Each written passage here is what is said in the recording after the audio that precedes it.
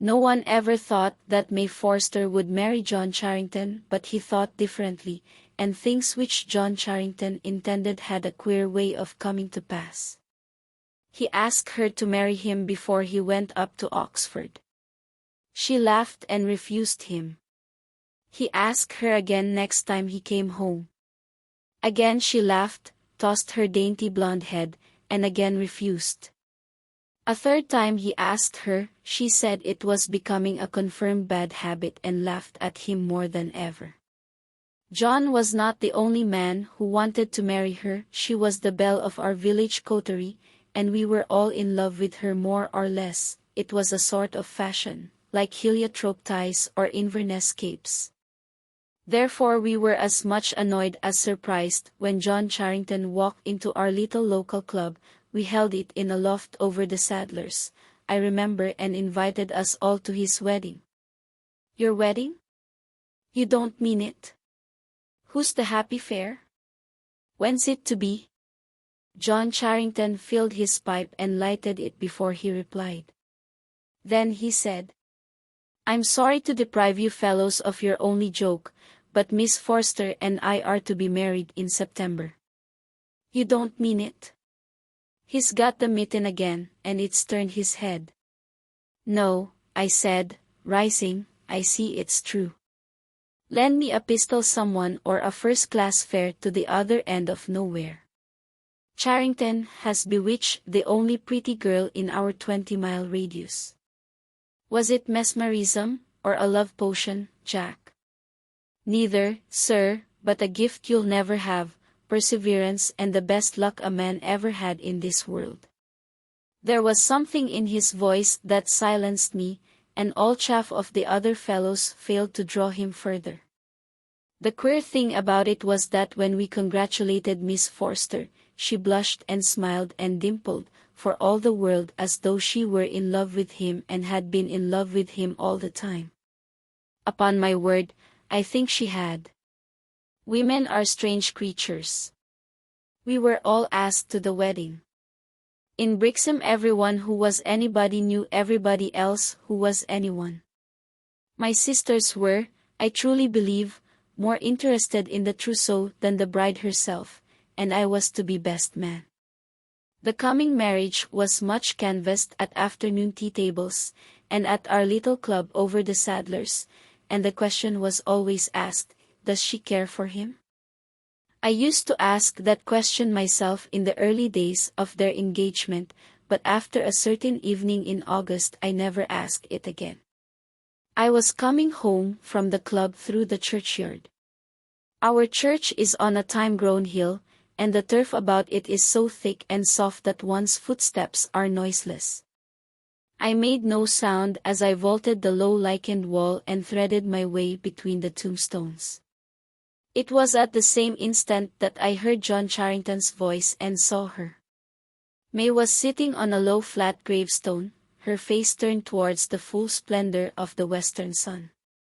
Its expression ended, at once and forever, any question of love for him.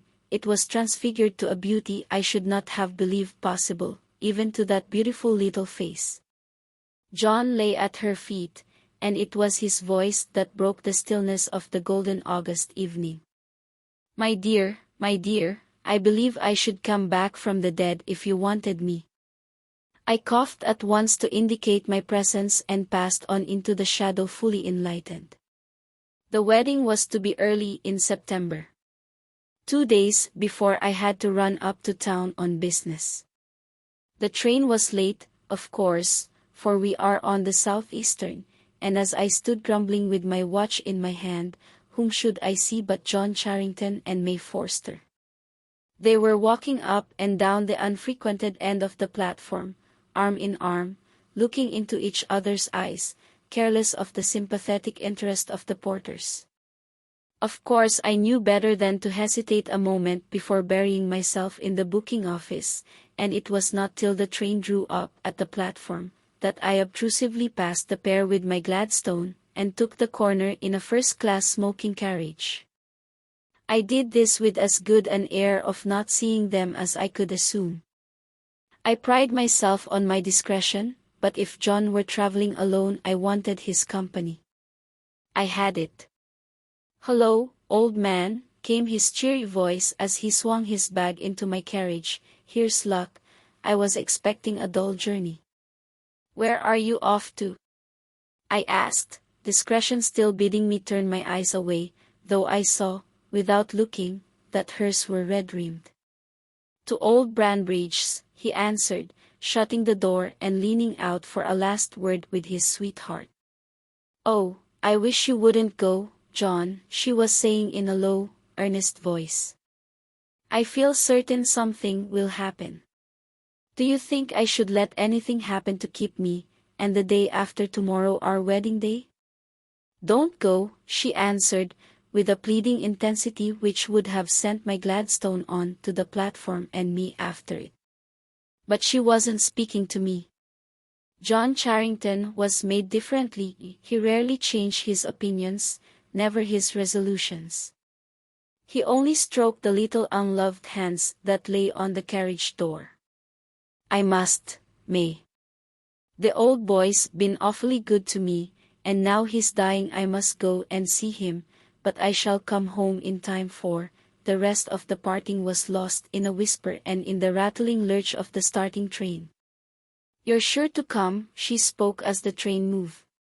"Nothing shall keep me," he answered, and we steamed out.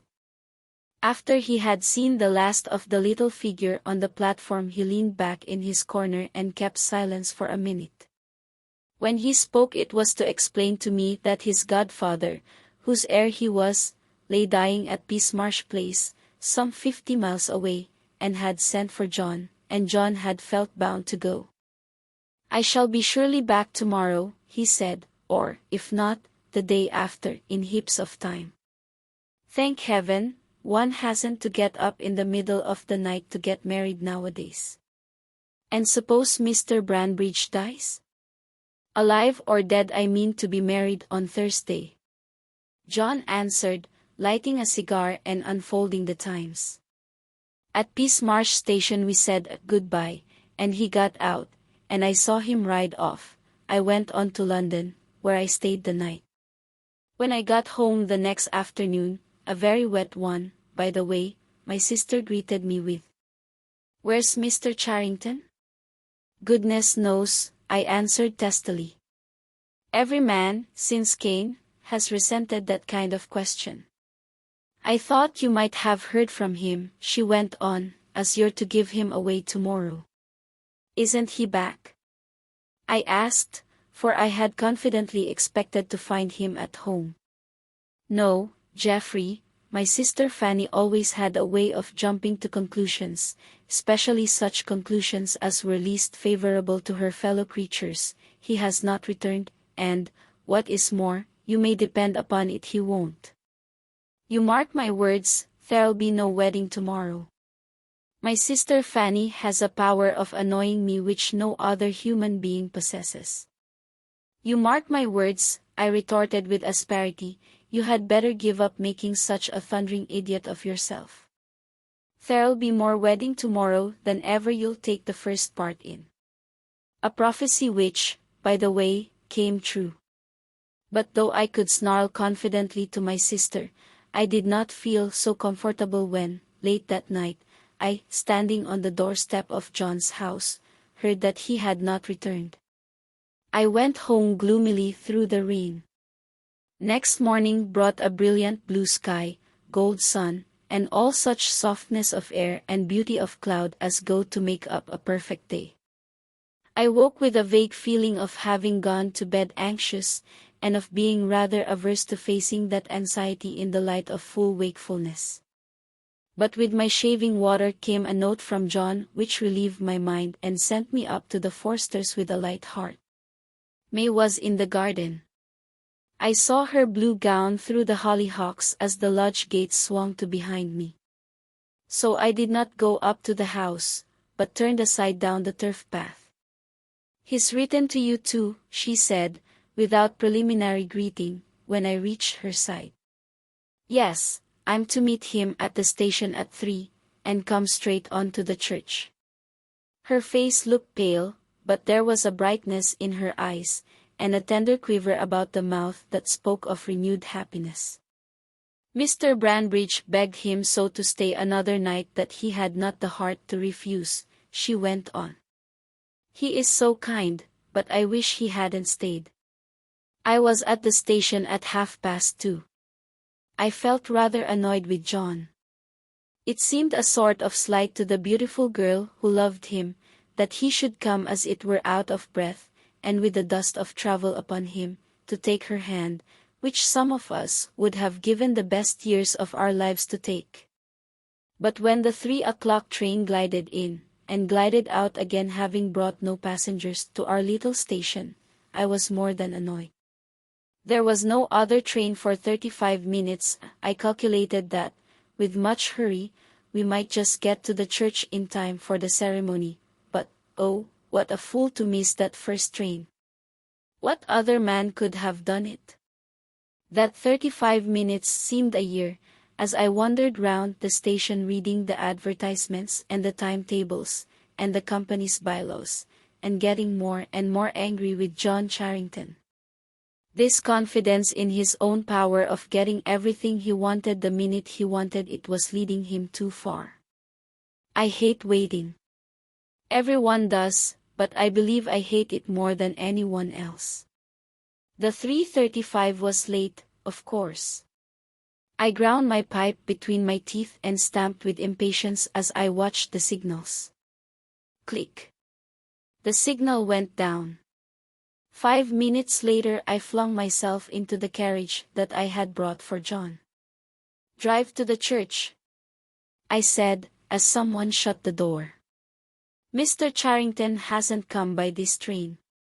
Anxiety now replaced anger. What had become of the man? Could he have been taken suddenly ill? I had never known him have a day's illness in his life.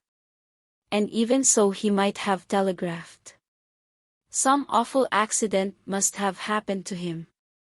The thought that he had played her false never, no, not for a moment, entered my head. Yes, something terrible had happened to him, and on me lay the task of telling his bride.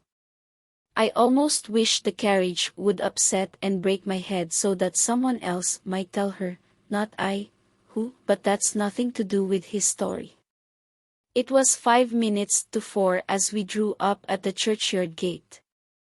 A double row of eager onlookers lined the path from lych gate to porch. I sprang from the carriage and passed up between them. Our gardener had a good front place near the door. I stopped. "Are they waiting still, Biles?" I asked, simply to gain time, for of course I knew they were by the waiting crowd's attentive attitude. "Waiting, sir?" No, sir, why, it must be over by now." "Over? Then Mr. Charrington's come?" "To the minute, sir, must have missed you somehow, and, I say, sir," lowering his voice, "I never see Mr. John the least bit so afore, but my opinion is he's been drinking pretty free. His clothes was all dusty and his face like a sheet. I tell you I didn't like the looks of him at all, and the folks inside are saying all sorts of things. You'll see, something's gone very wrong with Mr. John, and he's tried liquor. He looked like a ghost, and in he went with his eyes straight before him, with never a look or a word for none of us, him that was always such a gentleman." I had never heard Biles make so long a speech. The crowd in the churchyard were talking in whispers and getting ready rice and slippers to throw at the bride and bridegroom. The ringers were ready with their hands on the ropes to ring out the merry peal as the bride and bridegroom should come out. A murmur from the church announced them. Out they came. Biles was right. John Charrington did not look himself. There was dust on his coat, his hair was disarranged. He seemed to have been in some row, for there was a black mark above his eyebrow. He was deathly pale. But his pallor was not greater than that of the bride, who might have been carved in ivory dress, veil, orange blossoms, face and all. As they passed out the ringers stooped, there were 6 of them, and then on the ears expecting the gay wedding peal, came the slow tolling of the passing bell. A thrill of horror at so foolish a jest from the ringers passed through us all. But the ringers themselves dropped the ropes and fled like rabbits out into the sunlight. The bride shuddered, and grey shadows came about her mouth, but the bridegroom led her on down the path where the people stood with the handfuls of rice, but the handfuls were never thrown, and the wedding bells never rang. In vain the ringers were urged to remedy their mistake. They protested with many whispered expletives that they would see themselves further first. In a hush like the hush in the chamber of death, the bridal pair passed into their carriage and its door slammed behind them. Then the tongues were loosed. A babble of anger, wonder, conjecture from the guests and the spectators. "If I'd seen his condition, sir," said old Forster to me as we drove off, "I would have stretched him on the floor of the church, sir, by heaven I would, before I'd have let him marry my daughter." Then he put his head out of the window. "Drive like hell," he cried to the coachman, "don't spare the horses." He was obeyed. We passed the bride's carriage. I forbore to look at it, and old Forster turned his head away and swore. We reached home before it. We stood in the hall doorway, in the blazing afternoon sun, and in about half a minute we heard wheels crunching the gravel.